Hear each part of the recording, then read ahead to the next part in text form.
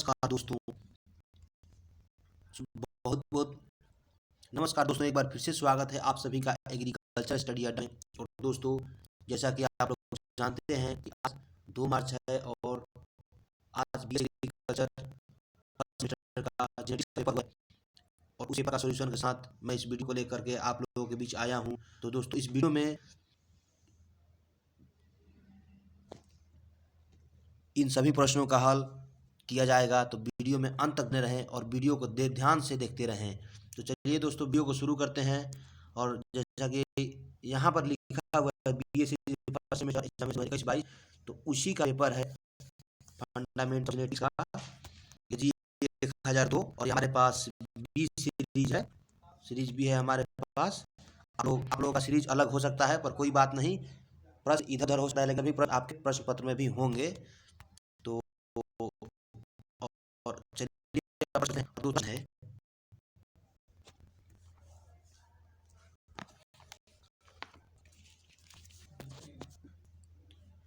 और दोस्तों, पहला प्रश्न है, अनुवांशिक विकार का उदाहरण है। दोस्तों, इसका सही उत्तर होगा option D, sickle cell anaemia.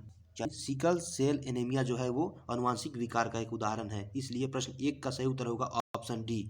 और दोस्तों, अगला प्रश्न देखते हैं। दोस्तों, अगला प्रश्न में पूछा गया है, एलील IAI-BI के साथ मानव रक्त समूह ABO में कितने फिनोटाइप हो सकते हैं? तो दोस्तों, इसका सही उत्तर होगा ऑप्शन बी, यानी 4। इसलिए प्रश्न 2 का सही उत्तर होगा ऑप्शन बी। और दोस्तों, अगला प्रश्न देखते हैं। और दोस्तों, अगला प्रश्न पूछा गया है कि थोड़ा ऊपर चल गया। और अगला प्रश्न पूछा गया है कि शुरू में खाली स्थान कर दिया है, को छोड़कर अधिकांश विषाणुओं में डीएनए अनुपस्थित होते हैं। तो इसका सही उत्तर होगा दोस्तों, इसका सही उत्तर होगा वो होगा बी, यानी लीफ कर्ल वायरस को छोड़ करके।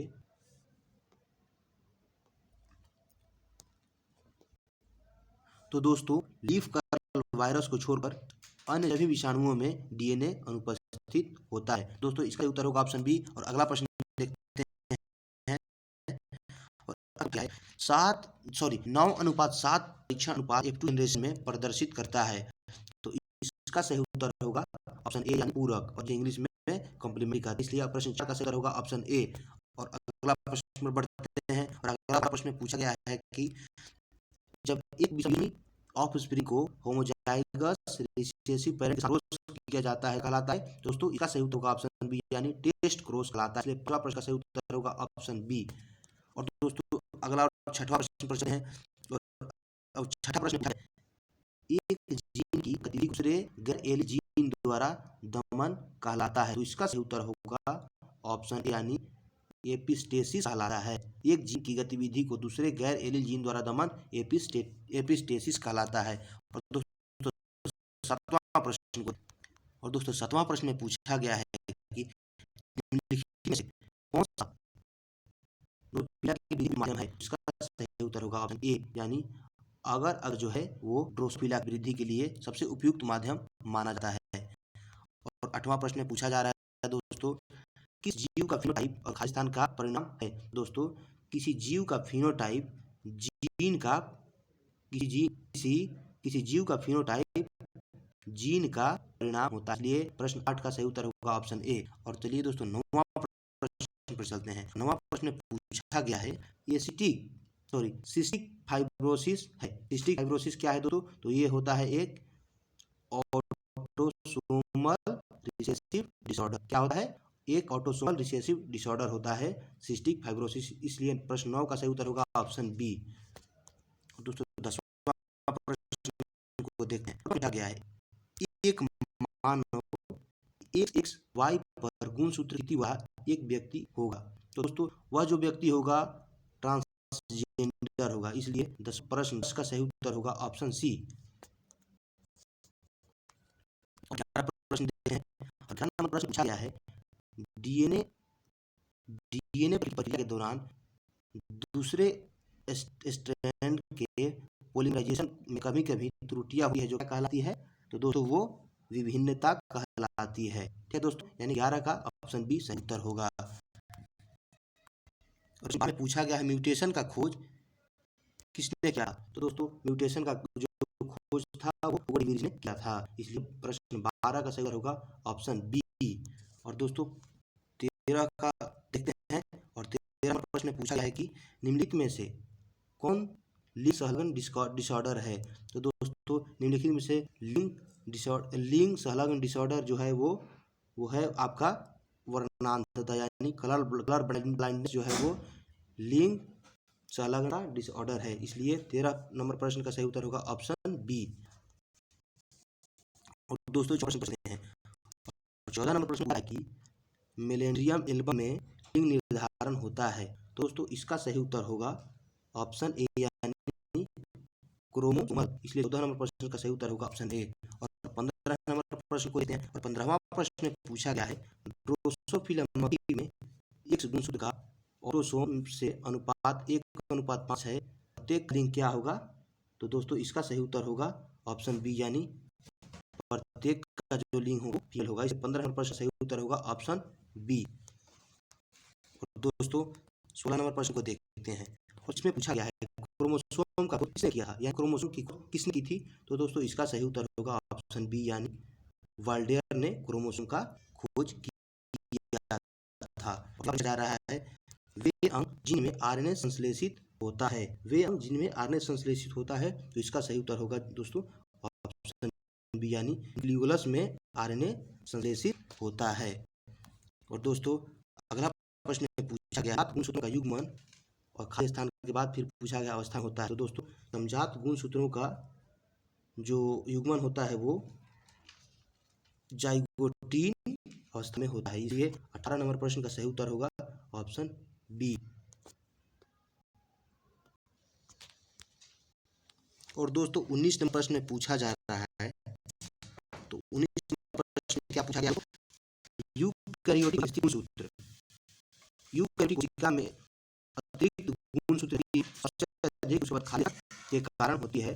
तो दोस्तों इसका उत्तर होगा वो डी, लिंकेज, यानी जो 19 नंबर होगा लिंकेज, यानी इसका सही उत्तर होगा। प्रश्न गया है कई भौतिक रासायनिक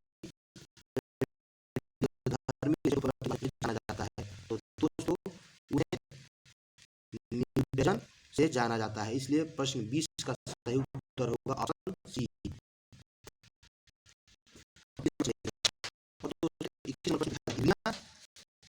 एमलोरा क्या है?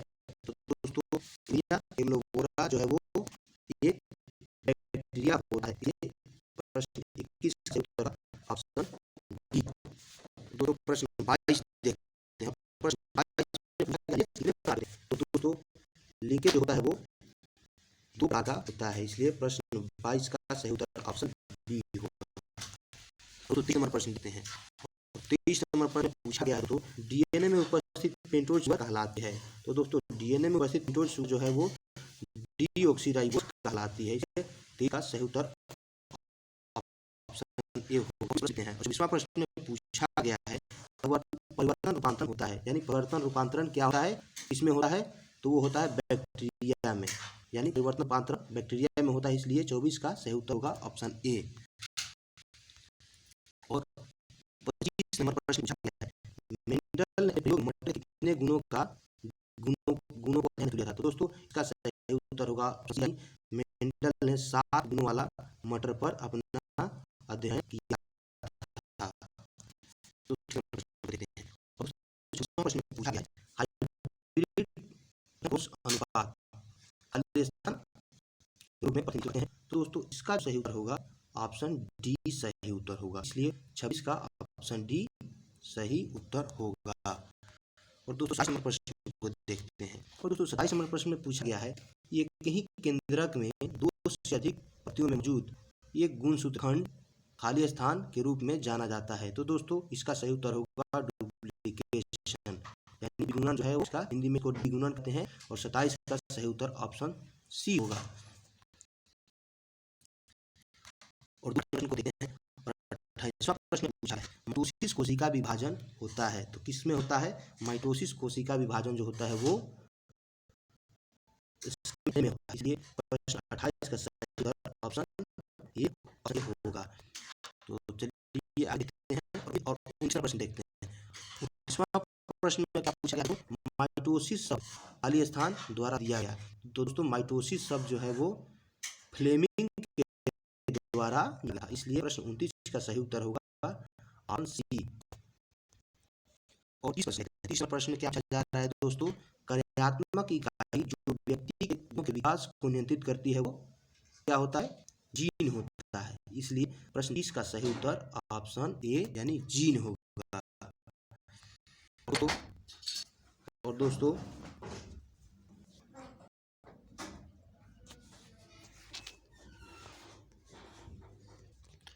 दोस्तों अगला प्रश्न देखते हैं। और अगला और एक प्रश्न में पूछा जा रहा है, मॉर्गन ने अपना कार्य इस पर क्या था? तो दोस्तों मॉर्गन ने अपना कार्य किया था वो ड्रोसोफिला पर किया था, इसलिए 21 का सही उत्तर होगा ऑप्शन ए। ठीक है। और चलिए आगे बढ़ते हैं। अगला पूछा गया है, हरगोविंद खुराना को नोबेल पुरस्कार मिला, किस लिए मिला था? क्योंकि हरगोविंद खुराना ने डबल हेलिक्स मॉडल पर काम किए थे, इसलिए प्रश्न 32 का सही उत्तर होगा ऑप्शन सी। ठीक है दोस्तों। और चलिए दोस्तों 33वां प्रश्न देखते हैं। दोस्तों 33वां प्रश्न में पूछा गया है दोस्तों कि जैकब वोमोनाड ने खोज की। तो दोस्तों किसका खोज किया था जैकब वोमोनाड ने? तो दोस्तों जैकब वोमोनाड ने जीन नियंत्रण की खोज किया था, इसलिए 33 नंबर प्रश्न का सही उत्तर होगा ऑप्शन डी। और चलिए दोस्तों आगे बढ़ो। अगला और 34वां प्रश्न, एक व्यक्ति में गुणसूत्रों के अधिक सेट की उपस्थिति को खाली स्थान उसके बाद के रूप में जाना जाता है। तो दोस्तों 34 नंबर प्रश्न का जो सही उत्तर होगा ऑप्शन सी होगा, यानी पॉलीप्लाइड के रूप में जाना जाता है। इसलिए 34 नंबर प्रश्न का सही उत्तर ऑप्शन सी है। और चलिए दोस्तों आगे बढ़ते हैं। और दोस्तों आगे पूछा गया है, प्रदर्शित करा है। तो दोस्तों 9 पूरक प्रदर्शित करता है। ठीक है दोस्तों, इसलिए 35 नंबर प्रश्न का सही उत्तर होगा ऑप्शन ए। और दोस्तों अगला प्रश्न देखते हैं। अगला प्रश्न पूछा गया दोस्तों, मिराबिलिस जलपा क्या है? यानी मिराबिलिस जलपा क्या है? तो दोस्तों मिराबिलिस जलपा जो होता है वो एक प्लांट होता है। ठीक है दोस्तों, इसलिए इसका सही उत्तर ऑप्शन डी होगा। तो आगे बढ़ते हैं और 37 प्रश्न देखते हैं। 37 नंबर प्रश्न में पूछा गया है दोस्तों, ओपन थ्योरी संबंधित है। तो दोस्तों इसका हल हम नहीं कर पाए हैं, इसके उत्तर में कंफ्यूजन है, इसलिए इसको छोड़ दे रहे हैं। अगर आपको पता होगा तो कमेंट सेक्शन में बता दीजिएगा। और अगला प्रश्न की ओर बढ़ते हैं। अगला प्रश्न में पूछा जा रहा है दोस्तों, फ्रेडरिक ग्रिफ्थ 1928 में खोज की थी, यानी फ्रेडरिक ग्रिफ्थ ने किसका खोज किया था, मैंने क्या चीज का खोज किया था? तो दोस्तों इसका सही उत्तर होगा ऑप्शन यानी ट्रांसफॉर्मेशन का खोज फ्रेडरिक ग्रिफ्थ ने 1928 में की थी, इसलिए 38 नंबर प्रश्न का सही उत्तर होगा ऑप्शन ए। और पूछा जा रहा है दोस्तों, जेम्स वाटसन व फ्रांसिस क्रिक ने डीएनए की आकृति का निर्धारण किया था। तो दोस्तों इसका सही उत्तर होगा option A, sorry option C, यानी 1953 में ये जो वाटसन और क्रिक थे आकृति निर्धारण किया था, इसलिए 39 नंबर प्रश्न का सही उत्तर होगा ऑप्शन सी। तो 40 नंबर प्रश्न पढ़ाते हैं। और 40वां में पूछा गया है कि न्यूक्लियोटाइड अनुक्रमों अमीनो एसिड अनुक्रमों के बीच बाद उसका खाली स्थान दिया गया है और उसके बाद पूछा गया है के रूप में जाना जाता है। तो दोस्तों इसका सही उत्तर ऑप्शन यानी जेनेटिक कोड के रूप में जाना जाता है, इसलिए 40 नंबर प्रश्न का सही उत्तर होगा ऑप्शन ए। और आगे बढ़ते हैं दोस्तों और एक प्रश्न पूछा जा रहा है, जीवों के वंशानुक्रम असंख्य इकाइयों को पार करने से होता है जिसे कहा जाता है। तो दोस्तों इसका सही उत्तर होगा ऑप्शन यानी जीन कहा जाता है, इसलिए 41 नंबर प्रश्न सही ऑप्शन ए।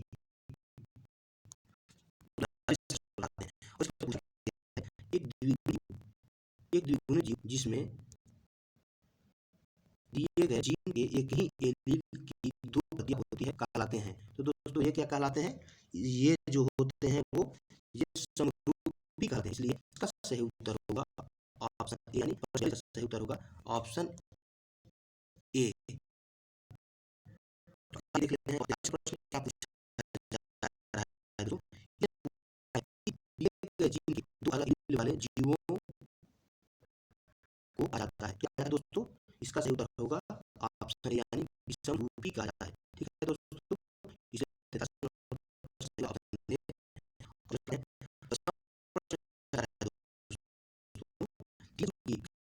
विकल्पियों के समूह को कहते हैं? तो दोस्तों क्या कहते हैं?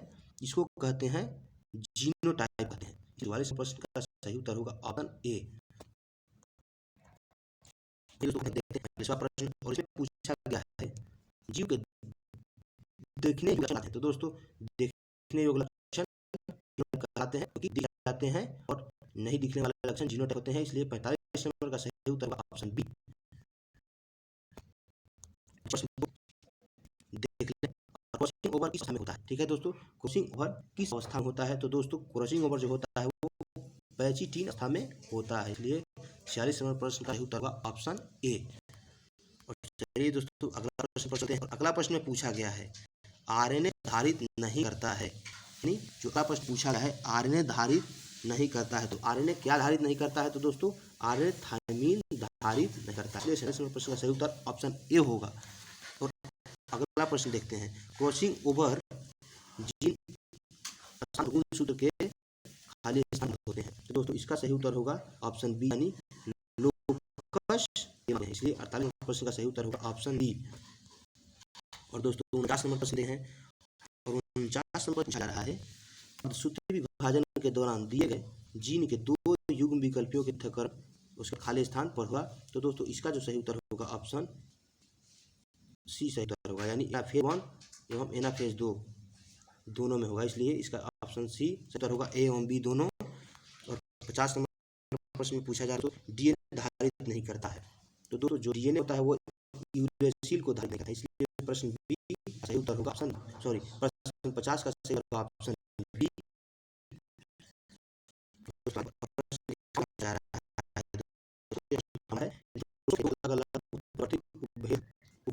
एक काला रंग देते हैं जबकि सभी संतानों में जंगली प्रकार का रंग होता है। इस प्रकार का परिवर्तन किस नाम जाना जाता है?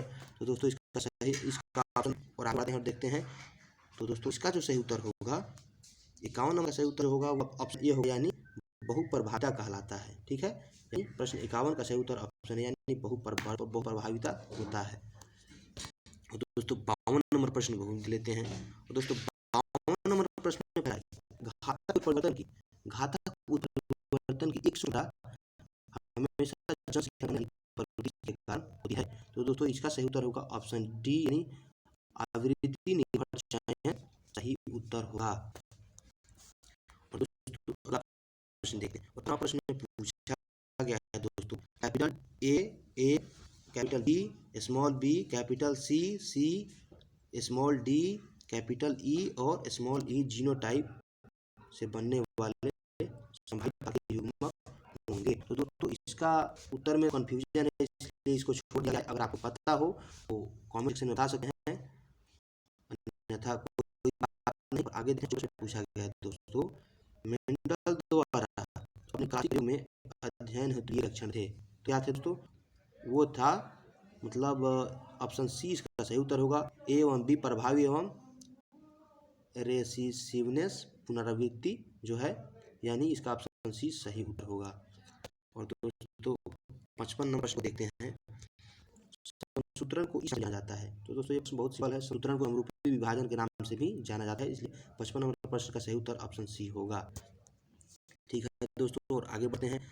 और यहाँ पर एक प्रश्न पूछा है डीएनए बहुलक है, यानी डीएनए बहुलक है। तो जो दोस्तों इसका सही उत्तर होगा ऑप्शन सी होगा, यानी डीएनए न्यूक्लियोटाइड का बहुलक होता है, इसलिए 56 नंबर का सही उत्तर ऑप्शन सी होगा।